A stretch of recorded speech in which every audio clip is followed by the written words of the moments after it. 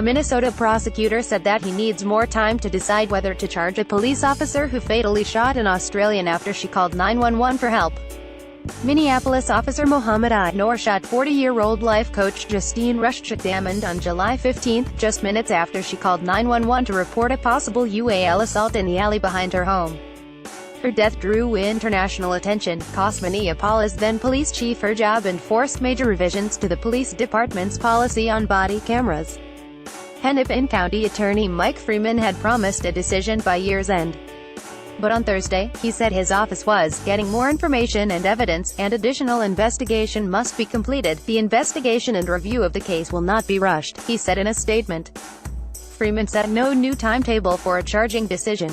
His statement said he had spoken with Diamond's family to inform them of the delay. He expressed the deepest sympathies from himself and the Hennepin County Attorney's Office and explained why there would be no decision by December 31st.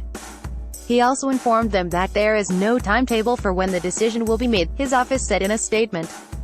He refused to take questions from the media, according to the Minneapolis Star-Tribune.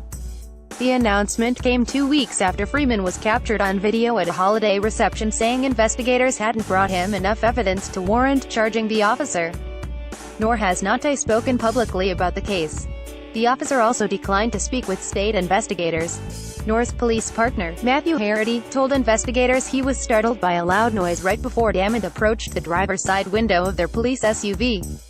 Harity, who was driving, said Noor then fired his weapon from the passenger seat, shooting Diamond. Diamond, who was engaged to be married, died of a gunshot wound to the abdomen. The officers didn't turn on their body cameras until after the shooting, and there was no squad camera video of the incident. The lack of video was widely criticized. Diamond's family members were among many people who called for changes in procedure, including how often officers are required to turn on their cameras.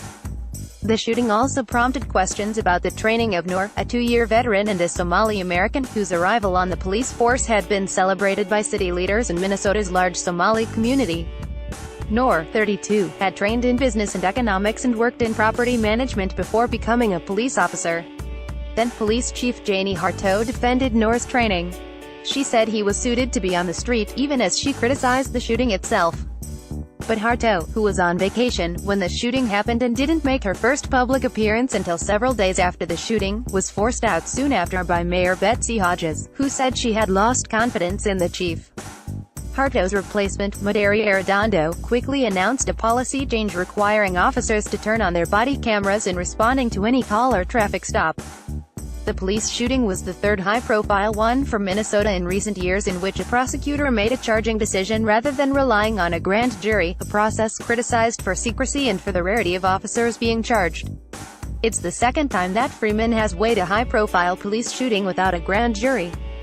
In the earlier case, Freeman elected not to file charges against 2 officers involved in the November 2015 death of Jamar Clark in Minneapolis. The shooting of the 24-year-old Clark, who was black, set off repeated protests and an extended encampment outside the police precinct headquarters on the city's north side.